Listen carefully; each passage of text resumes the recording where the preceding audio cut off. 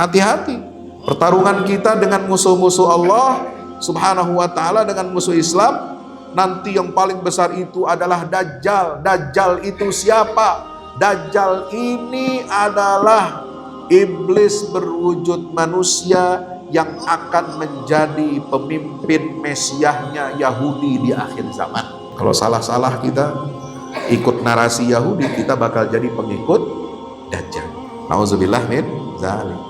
Dan Dajjal ini oleh Yahudi sudah disiapkan semua perangkat-perangkatnya menuju perang besar di akhir zaman. Sudah disiapkan semua alat canggih teknologinya untuk menyambut kedatangan Dajjal, dan mereka akan mendirikan kerajaan Dajjal yang pusatnya ada di Baitul Maqdis, dengan mendirikan bait suci Sulaiman yang ketiga setelah menggusur dan meratakan Masjidil Aqsa dari wujudnya yang ada sekarang ini.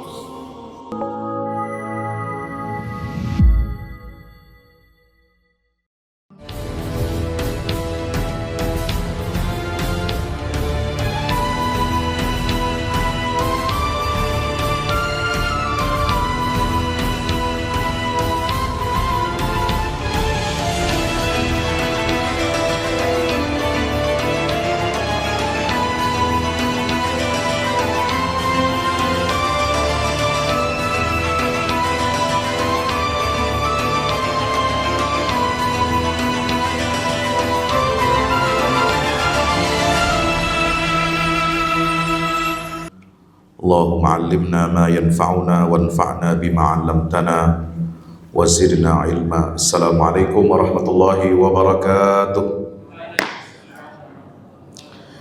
Alhamdulillah, puja puji syukur kehadirat Allah senantiasa kita panjatkan kehadirat Allah Azza wa Jalla. Dengan nikmatnya, taufik hidayahnya, karunia yang luar biasa, alhamdulillah kita masih diberikan kesehatan, panjang umur, hidup. Dan kita berada sekarang di bulan-bulan yang istimewa, bulan haram.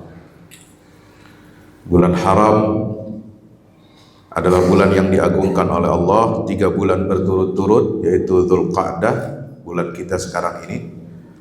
Berikutnya yang kedua adalah Zulhijjah, insya Allah 10 hari lagi kita akan masuki tanggal 1 Zulhijjah. Kemudian setelah itu bulan Muharram. Dan alhamdulillah kita mendapatkan kemuliaan, keistimewaan berada di bulan-bulan yang haram ini, di mana amal soleh kita dilipat gandakan oleh Allah Subhanahu wa ta'ala. Maka kalau ada ajakan untuk kita fastabiqul khairat, ajakan, himbauan untuk membantu saudara-saudara kita, ini bagian dari amal soleh.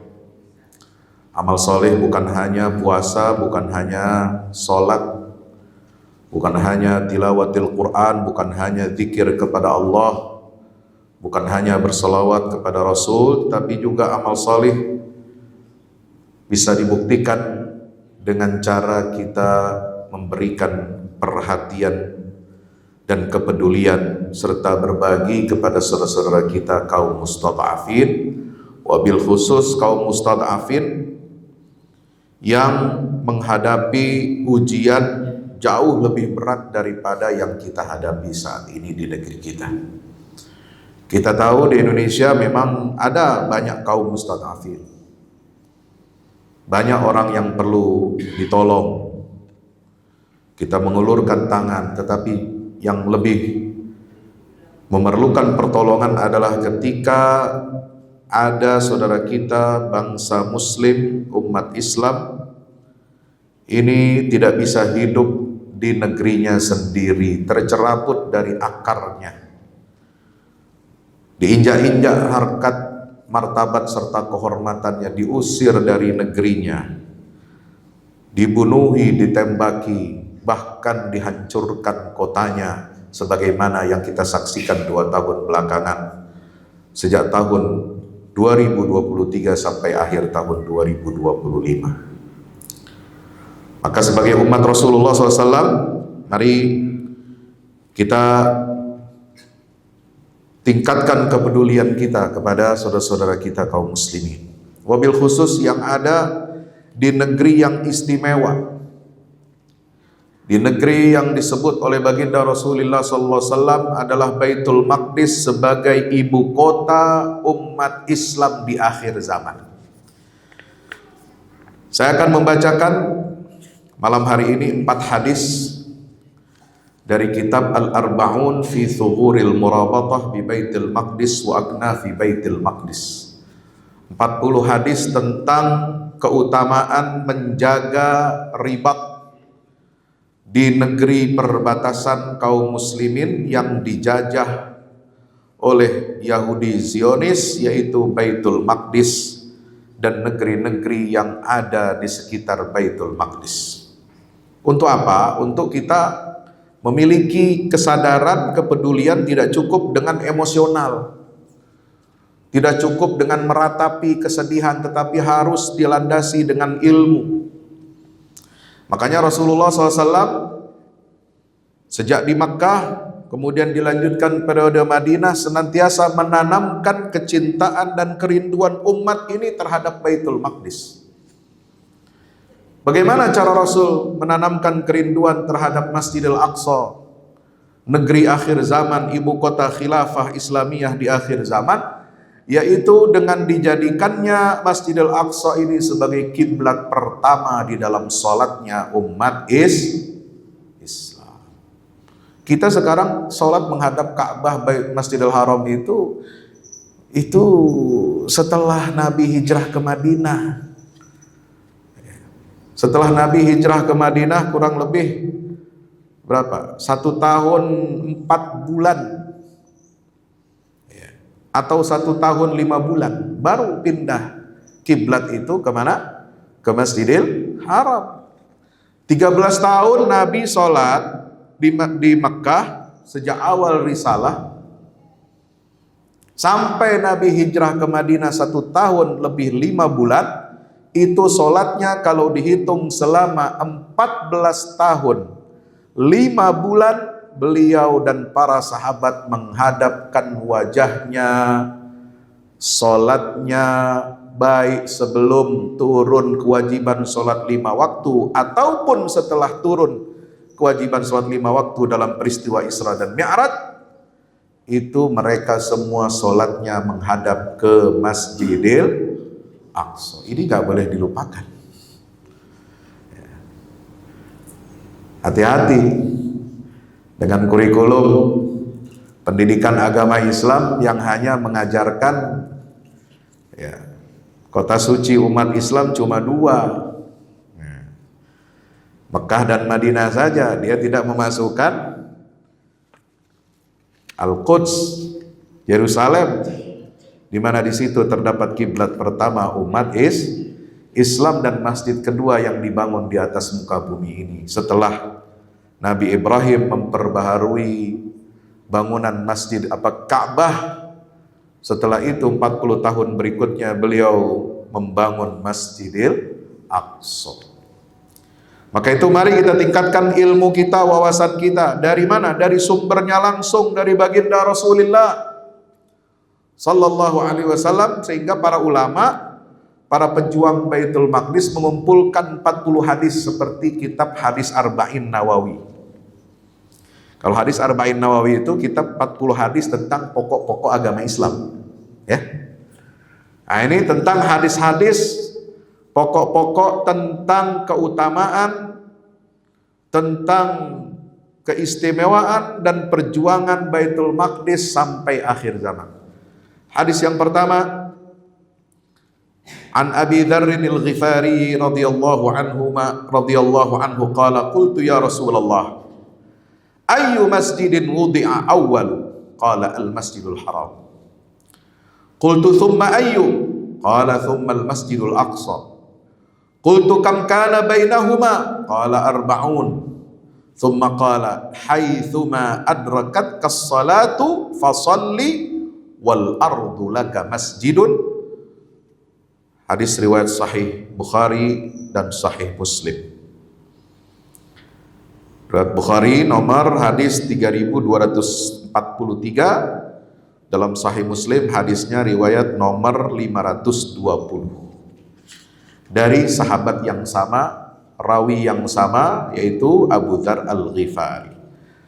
Apa kata Abu Dzar Al-Ghifari? Aku bertanya kepada Rasulullah, wahai baginda Rasul, masjid apa yang pertama dibangun di atas muka bumi? Nabi SAW menjawab, Al-Masjidul Haram. Masjidil Haram di Mekah. Lalu aku bertanya kepada beliau, ya Rasul, lalu kemudian masjid apa setelah Masjidil Haram ini didirikan? Nabi menjawab, kemudian Masjidil Aqsa. Abu Dzar bertanya lagi, kam kana bainahuma ya Rasul? Berapa jarak antara kedua bangunan ini, berapa tempo waktunya, tahunnya, berapa lama antara kedua bangunan ini? Qala arba'un. Nabi SAW menjawab 40 tahun. Thumma qala. Lalu kemudian Rasulullah SAW bersabda, haitsuma adrakatka sholatu fasalli. Dimanapun kamu mendapati waktu sholat telah masuk, maka hendaklah kamu sholat.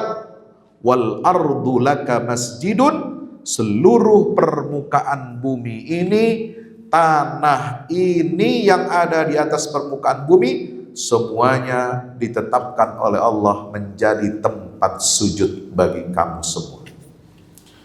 Ini hadis yang pertama, ya. Mohon dicatat baik-baik, diingat ya. Nanti kalau tidak ingat, ya lihat rekamannya saja nanti di YouTube saya, insya Allah. Boleh juga nanti di fotokopi. Ini penting. Ini sumber tentang bagaimana seharusnya umat Islam ini memandang Baitul Maqdis.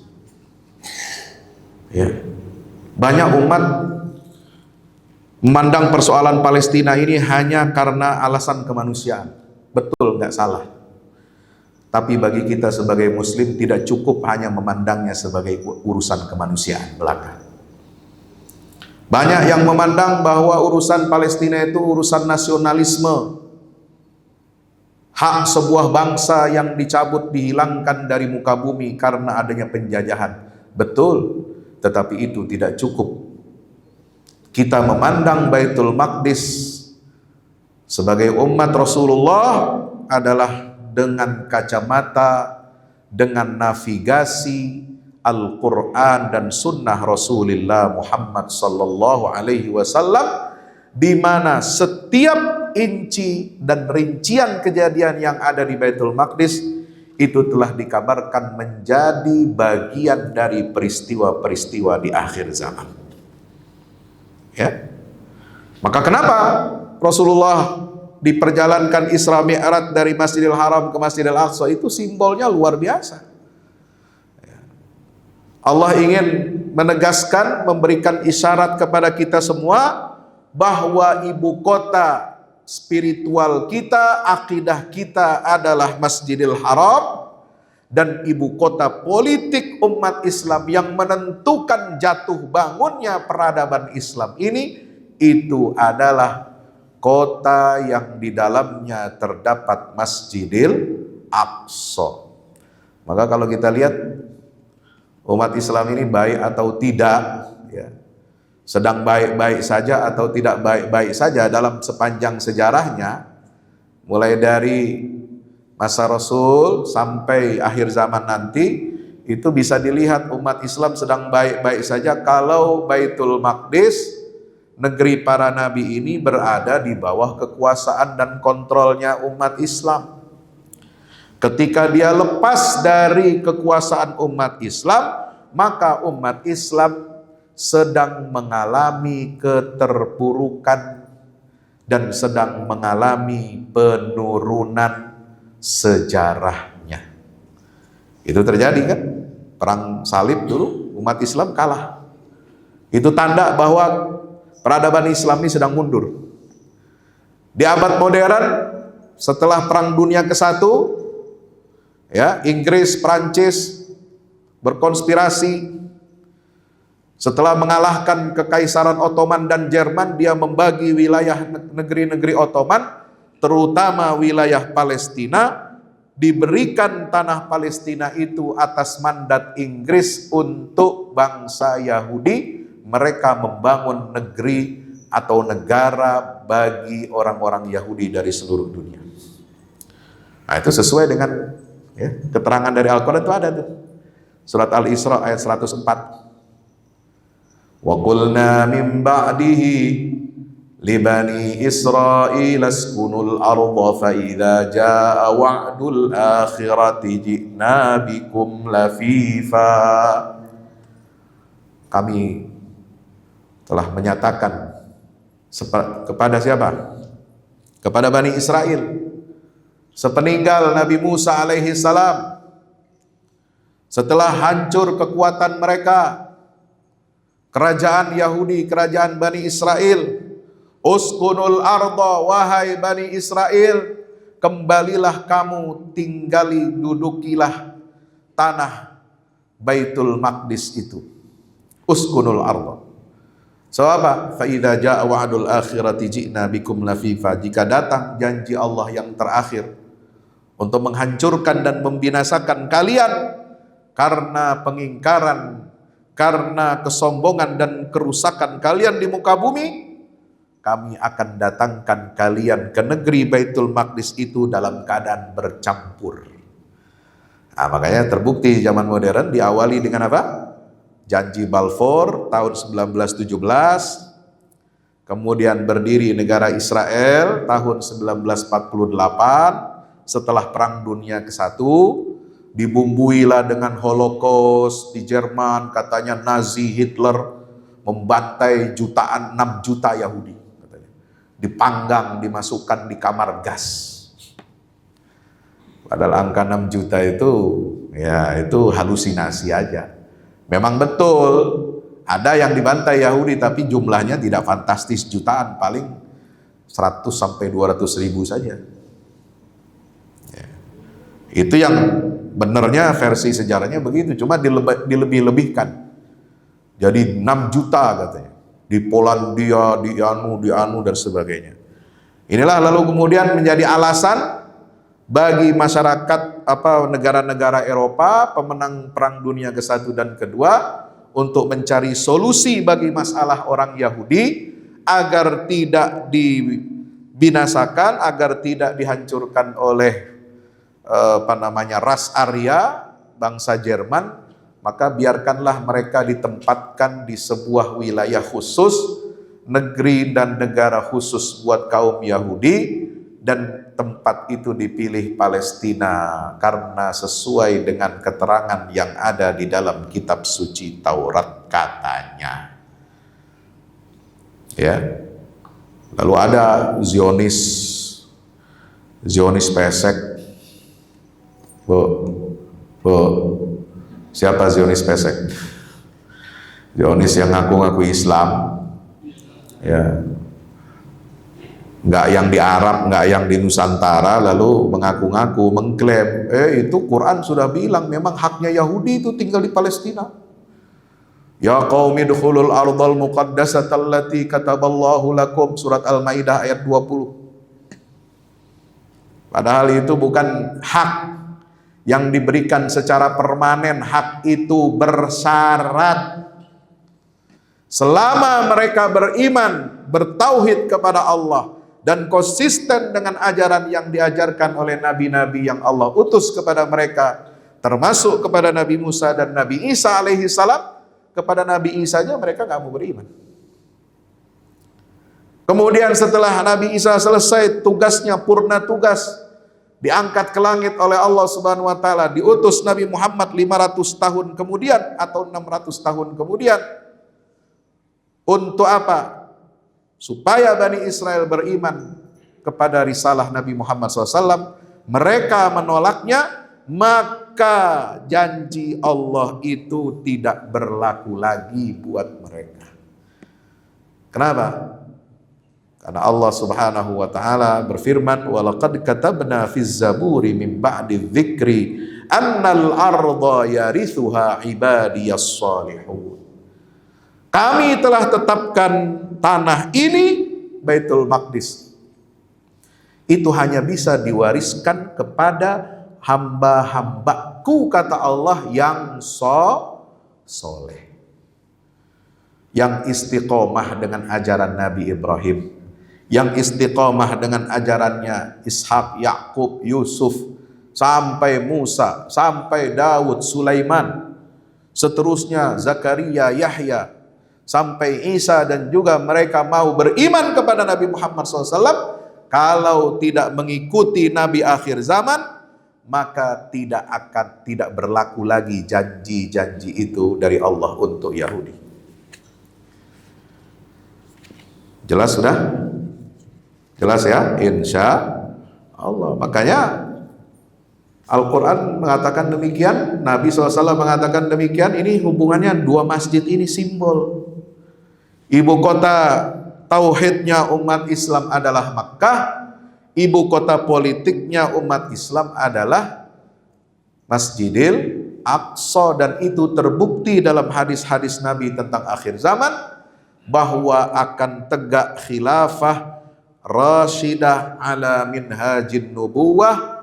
Itu nanti pusat kekuasaan umat Islam adanya di Baitul Maqdis. Itu berdasarkan hadis hawalah. Hadis hawalah nanti kita terangkan mungkin di bagian-bagian akhir. Bapak yang dirahmati Allah, hadis yang kedua, Anil Barra radhiyallahu anhu qala. Dari Al-Barra bin Azib, dia berkata, lamma qadima Rasulullah sallallahu alaihi wasallam al-Madinata. Pada saat Nabi SAW datang tiba di Madinah, ya, shalla nahwa Baitul Maqdis 16 atau 17 syahran. Rasulullah salat 5 waktu tetap menghadap Baitul Maqdis selama 16 bulan atau 17 bulan. Ya, dari tadi saya sampaikan 1 tahun 4 bulan atau 1 tahun 5 bulan, ya. 16 atau 17 bulan. Wa kana yuhibbu an yuwajjaha ilal Ka'bah. Nabi ketika sampai di Madinah, beliau itu sebenarnya lebih suka untuk diarahkan kiblatnya ke Ka'bah.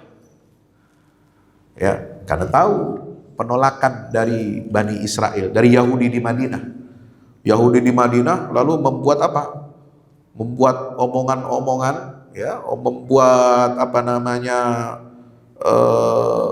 berita-berita yang tidak baik, ya, bahwasanya Muhammad itu mengikuti agama kita karena kiblatnya dalam sholat itu adalah ke Baitul Maqdis, ke tanah suci milik Yahudi katanya.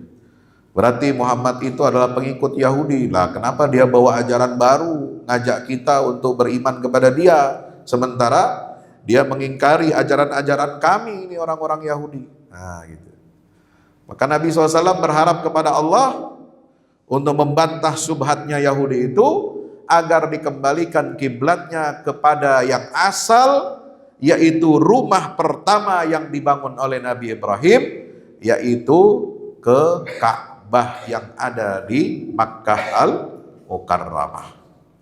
Fa'anzalallahu ta'ala, maka Allah lalu menurunkan wahyu.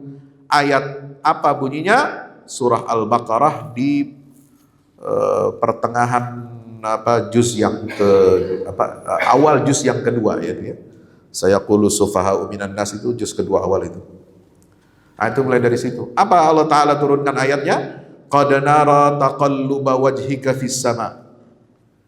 Sungguh kami telah melihat, telah mengetahui bagaimana wajahmu bolak-balik menghadap ke langit memohon kepada Allah.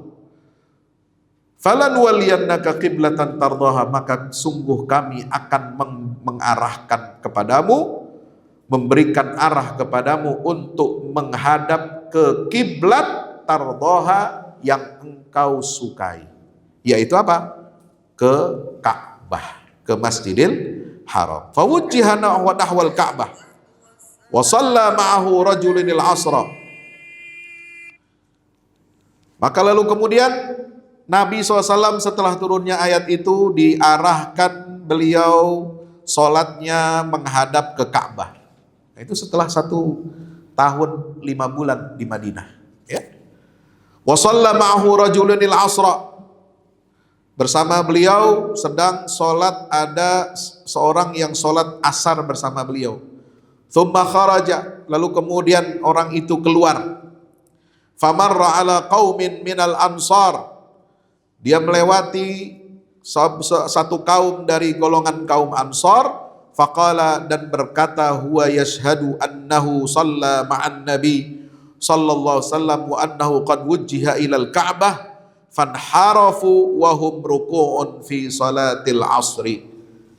Maka dia bersaksi bahwasanya tadi barusan aku sholat bersama Nabi. Ketika sholat, di tengah sholat asar itu turun ayat qad nara taqalluba wajhika, maka beliau kemudian menggeser arah kiblatnya, berputar, jadi nggak membatalkan sholat. Ya, di tengah-tengah sholat itu ketika ruku turun ayat, beliau tidak lagi menghadap ke Baitul Maqdis, ke arah utara Madinah, ya kan? Lalu kemudian berbalik, bergeser sambil tetap sholat ke arah selatan Madinah, yaitu menghadap kemana? Ke Ka'bah yang ada di kota Makkah Al-Mukarramah. Fanharafu, maka mereka bergeser. Wahum ruku'un fi salatil asri, mereka bergerak bergesernya itu ketika sedang ruku pada waktu sholat asar itu. Ini hadis dalam riwayat Sahih Bukhari nomor 7252. Ini umat Rasulullah jangan amnesia, jangan lupa. Ya, kita ini pendek ingatan, ya, pendek ingatan, ya. Yang kita tahu sholat itu hanya menghadap ke Masjidil Haram, padahal sejarahnya tidak langsung ke Masjidil Haram. Nabi di di Madinah itu berapa tahun, Bapak Ibu? 10 tahun, ya. Dikurangi 1 tahun 5 bulan berapa? Nah, berarti Nabi SAW sholat sampai beliau wafat itu hanya 8 tahun 7 bulan, ya. 8 tahun 7 bulan itu sholatnya menghadap kemana? Ke Ka'bah. Lebih lama sholat Nabi bersama sahabat itu menghadapnya kemana? Ke Masjidil Aqsa. Ini orang jarang tahu, ya. Kenapa jarang tahu umat Islam? Karena malasnya khotib mubalik menyampaikan hadis-hadis semacam ini. Makanya hati kita nggak pernah nggak rindu, nggak connect itu dengan Masjidil Aqsa itu. Bahaya ini. Kalau kita nggak tahu hadis-hadis Nabi, ya, seperti ini tentang Baitul Maqdis, kita akan gagap, kita akan kehilangan pegangan spiritual menghadapi peristiwa-peristiwa akhir zaman. Hati-hati. Pertarungan kita dengan musuh-musuh Allah Subhanahu wa ta'ala, dengan musuh Islam, nanti yang paling besar itu adalah Dajjal. Dajjal itu siapa? Dajjal ini adalah iblis berwujud manusia yang akan menjadi pemimpin mesiahnya Yahudi di akhir zaman. Ya, kalau salah-salah kita ikut narasi Yahudi, kita bakal jadi pengikut Dajjal. Nauzubillah min zalik. Dan Dajjal ini, ya, oleh Yahudi sudah disiapkan semua perangkat-perangkatnya menuju perang besar di akhir zaman. Sudah disiapkan semua alat canggih teknologinya untuk menyambut kedatangan Dajjal, dan mereka akan mendirikan kerajaan Dajjal yang pusatnya ada di Baitul Maqdis dengan mendirikan Bait Suci Sulaiman yang ketiga setelah menggusur dan meratakan Masjidil Aqsa dari wujudnya yang ada sekarang ini. Itu bakal jadi kerajaan Dajjal itu di situ. Makanya nanti di akhir zaman itu Allah utus Nabi Isa. Ya, Nabi Isa turun. Diturunkan oleh Allah dari langit. Turunnya di mana? Fi syarqi fi babis syarqi min Dimash, ya, di gerbang timur, di menara gerbang timur kota Damaskus. Itu wilayah yang padat penduduk orang Kristen. Ya, situ Nabi Isa akan turun. Ya, bukan masjid. Orang mungkin menganggapnya masjid Umawi. Ya, kalau saya mendapatkan info yang lebih valid, posisi turunnya Nabi Isa itu bukan di menara Masjid Umawi itu, tapi indal manaratil bayda syarqiyya Dimashq. Itu adalah pintu gerbang timur kota Damaskus. Jadi Damaskus ini kan dulu kota kuno, ya. Dia dikelilingi tembok benteng besar. Nah, ada pintu di gerbang timur dari benteng kota Damaskus itu. Di situ ada menara putih. Setiap sholat 5 waktu dikumandangkan azan memang, cuma di situ nggak ada masjid.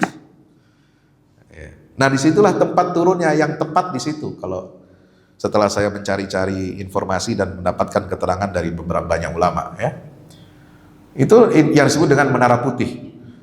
Bagaimana keadaan Nabi Isa turun? Beliau turun, ya, rambutnya sebahu, ganteng, ya, basah rambutnya, wajahnya bersinar, ya, sampai tetesan rambutnya itu jatuh, ya. Kemudian beliau menghembuskan nafasnya itu akan menghancurkan orang-orang kafir. Dia akan menghancurkan salib, akan membunuh babi dan lain sebagainya. Sebagai tanda apa? Liyuzhirahu 'alad dini kulli. Dia akan menegakkan syariatnya Muhammad SAW dan akan menegakkan tauhid sebagaimana yang diajarkan oleh Nabi Ibrahim dan Nabi Muhammad SAW. Dan Isa satu-satunya tugas diperintahkan oleh Allah di akhir zaman untuk memburu Dajjal dan mengeksekusi mati Dajjal itu di Babul Lut, di wilayah namanya Babul Lut yang ada di Palestina, kurang lebih jaraknya sekitar 12 km dari kota Yerusalem. Lihat nanti di peta, tulis saja Babul Lut. Lut di mana? Ya, itu ada gambarnya situ. Hadirin dirahmati Allah Subhanahu wa taala. Hadis yang ketiga, an Anas bin Malik radhiyallahu anhu anna Rasulullah sallallahu alaihi wasallam qala utitu bil buraq. Nah, ini hadis tentang Isra Mi'raj, ya. Dari Anas bin Malik, sungguhnya Rasulullah SAW bersabda, utitu bil buraq wa huwa dabbatun abyad tawilun fawqal himar wa dunal baghl. Ya. Kata Nabi SAW, aku didatangkan dengan sebuah kendaraan, ya, yang cepatnya melebihi kecepatan cahaya, al-buraq.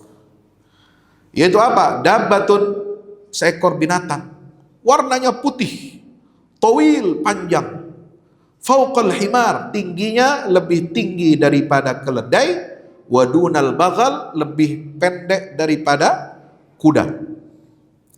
Yada'u hafirahu 'inda muntaha tarfih, dia bisa ketika dia berjalan atau berlari, dia meletakkan kaki belakangnya itu sampai ke depan, inda muntaha tarfih. Farakibtuhu, lalu aku menaiki tunggangan ini, hatta ataitu Baitul Maqdis, sampai aku tiba di Baitul Maqdis. Ini Isra Mi'raj. Ya. Qala, Nabi SAW berkata lagi, bersabda, farabattuhu, aku ikat burak ini, bil halqatil lati yarbitu bihil anbiya, di sebuah halaqah itu tempat besi, ya, diikat di tempat besi yang mana di lingkaran besi yang mana di situ seluruh nabi-nabi menambatkan kendaraannya. Jadi memang Baitul Maqdis ini adalah tempat ibadahnya para nabi-nabi sebelumnya. Kalau mereka datang ke situ, mereka memarkir, ya, kudanya atau untanya atau apa saja yang dinaiki, keledai, itu diparkir, ditambatkan, ya, kendali daripada kendaraan itu di tempat yang saat ini aku ikat pula kendaraan buruk itu. Qala, beliau masih berkata ini. Tsumma dakhaltul masjid. Lalu aku masuki masjid. Nah, masjid di sini jangan digambarkan seperti kita sekarang. Ada kubahnya, ada tiangnya, ada dindingnya, ada pintunya, ada mihrabnya. Enggak. Masjid di situ masih berupa hamparan. Tapi tempat sholat. Insya Allah. Fa shallaitu fihi rak'atain. Kemudian aku sholat di dalamnya 2 rakaat. Ya. Sudah bunyi-bunyi. Di jam saya 7.31. Lebih cepat ya di sini ya. Salat Nabi di 2 rakaat di Masjidil Aqsa itu, di halaman itu yang sekarang luasnya, kalau Bapak Ibu tahu, itu luasnya ada sekitar 14,4 hektar. 144.000 meter persegi. Itu yang menjadi tempat sujudnya para nabi dan rasul ketika diimami oleh baginda Rasul SAW salat 2 rakaat itu di malam Isra dan Mi'raj. Ya, Faja'ani Jibril. Kemudian aku keluar, tsumma kharajtu, keluar dari Masjidil Aqsa, maka datanglah malaikat Jibril kepadaku biina'in, membawa bejana min khamrin wa ina'in min laban. Bejana isinya adalah arak, anggur, dan 1 bejana isinya air susu murni. Fakhtartul laban, maka aku memilih air susu murni. Faqala Jibril alaihi salam, maka Jibril berkata kepada Rasul, ikhtartal fitrah thumma araja bina ila sama. Wahai Muhammad, engkau telah memilih fitrah. Engkau tidak salah pilih. Engkau memilih fitrah karena air susu murni itu seperti fitrah yang suci. Ya, lalu setelah itu Nabi dibawa oleh malaikat Jibril naik ke langit menuju Sidratil Muntaha. Ini hadis riwayat Sahih Muslim nomor 162. Yang keempat terakhir malam hari ini, an Abi Hurairah radhiyallahu anhu qala, dari Sayyidina Abu Hurairah, semoga Allah meridainya, beliau berkata, qala Rasulullah sallallahu alaihi wasallam, Rasulullah SAW bersabda, la tushaddur rihalu illa ila 3 masajid, al-masjidil haram wa masjidi hadha wal masjidil aqsa.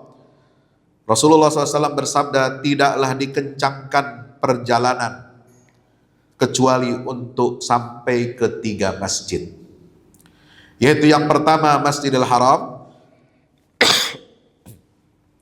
yang kedua adalah masjidku, yaitu Masjid Nabi di Madinah, wal Masjidil Aqsa, yang ketiga adalah Masjid Al-Aqsa yang paling jauh, yaitu Masjidil Aqsa. Ini hadis riwayat Sahih Bukhari nomor 1132 dan Sahih Muslim nomor 1397.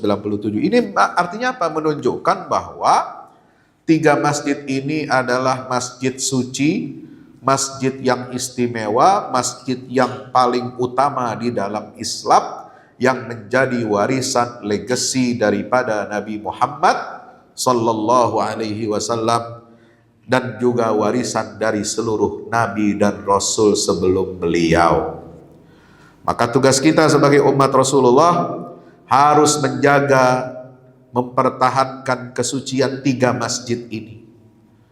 Kalau ada salah satu dari 3 masjid ini dinodai, diinjak-injak kesuciannya, dilanggar kehormatannya, bahkan ditutup. Kemarin sempat ditutup Masjidil Aqsa 40 hari. Gara-gara perang Iran dan Amerika dengan Iran kan. Ya, makanya perhatian kita jangan kepada perang, sibuk ribut ngurusin perang Iran. Sementara kita lupa kepada Masjidil Aqsa itu. Ya. Sibuk berdebat, kita pihak siapa? Pihak Amerika apa pihak Iran? Mana ada orang Islam pihak Amerika? Bodoh itu kalau pertanyaan begitu.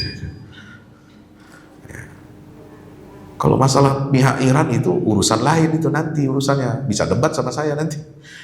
Tapi urusan masa bertanya, kamu masa mau bela Amerika atau Israel? Kalau nggak bela Iran berarti kamu bela Amerika dan Zionis. Itu goblok namanya, ucapan begitu. Fokus kita bukan itu. Sekarang karena Israel itu telah berhasil menutup semau-maunya selama 40 hari, ini menandakan sebuah periode fase yang genting bahwa dibuka dan ditutupnya Israel bukan lagi atas kehendak dan kontrol umat Islam, tetapi sepenuhnya dikontrol oleh keinginan Yahudi itu. Untuk apa?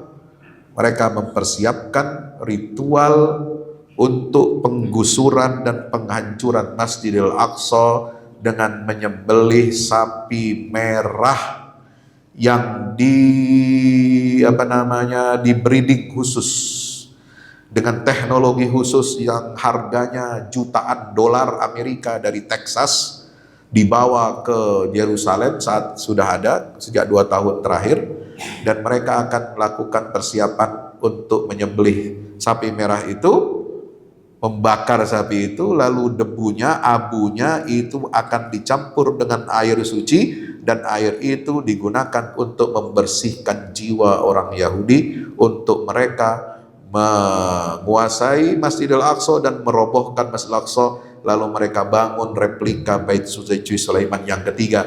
Itulah yang akan menjadi pusat kerajaan Dajjal. Berarti kita sekarang sudah dekat waktunya dengan akhir zaman. Wallahu a'lam bishawab. Mudah-mudahan umat Islam segera tersadar, bangun dari tidurnya, ya. Jangan sampai kita tertipu dengan godaan Dajjal, dengan fitnah Dajjal. Mari kita perkuat iman Islam kita, berikan kepedulian kita kepada Masjidil Aqsa, karena saudara-saudara kita yang ada di Palestina dan Gaza itu mereka berkorban sedemikian besar dengan nyawanya, dengan raganya, dengan harta bendanya hancur untuk apa? Mereka membela kesucian Masjidil Aqsa. Aqulu qouli hadza astaghfirullah li wa lakum. Wassalamualaikum warahmatullahi wabarakatuh.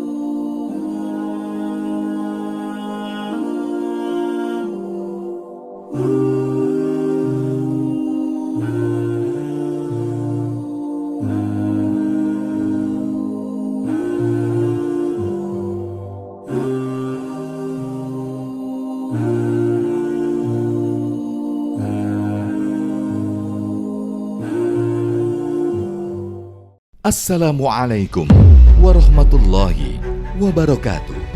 Yang terbaru dari Al-Fahmu Institute, buku petunjuk manusia pilihan, karya Ustadz Fahmi Salim. Dari keseluruhan jumlah ayat-ayat Al-Quran, sekitar sepertiganya adalah berupa kisah-kisah. Hal ini menjadi dalil yang sangat jelas tentang pentingnya sebuah kisah.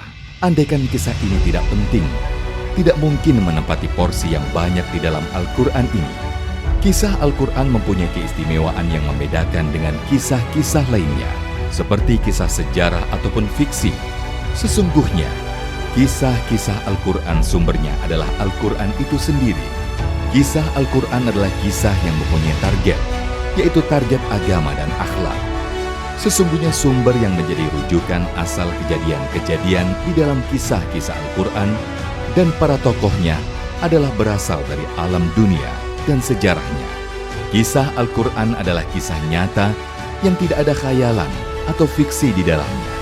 Tidak ada kepalsuan dan tidak ada mitos, serta tidak ada kode tertentu. Ini dikarenakan kandungan kebenaran yang terdapat di dalam sebuah kisah Al-Quran mengenai alam semesta dan tabiat jiwa manusia, serta kisah-kisah umat manusia semuanya itu adalah kebenaran yang valid, baik secara keilmuan maupun sejarahnya. Objek dari kisah Al-Quran adalah manusia, karena manusia merupakan tujuan utama dari adanya sebuah risalah, perintah dan larangan secara umum. Manusia itu adalah penerus dan penerima apa-apa yang terdapat di dalam Al-Quran. Kisah Al-Quran itu bukan hanya pemaparan tentang kebenaran sebuah sejarah saja, melainkan juga ada, terutama berfokus kepada sisi ibrah atau pelajarannya. Sungguh, Al-Quran diakui tidak hanya mukjizat dari segi sumber keilahiannya atau sisi kesastraannya yang indah, informasi ilmiah sainsnya yang tepat, informasi kabar gaib terdahulu dan yang akan datang, dan aspek syariatnya saja. Mukjizat Al-Quran juga berupa solusi-solusi praktis masalah kehidupan, seperti tergambarkan dalam kisah-kisah petunjuk manusia pilihan yang menjadi utusan-utusan Allah.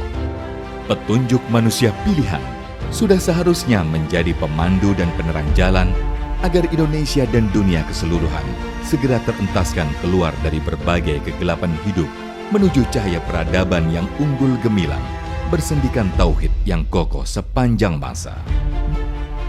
Dikemas dengan tuturan yang mengalir, bercerita tanpa menggurui, petunjuk manusia pilihan bisa menjadi khasanah di setiap keluarga untuk memetik pelajaran dari kisah-kisah manusia terdahulu, dan pelajaran itu berkaitan erat dengan kehidupan kita masa sekarang.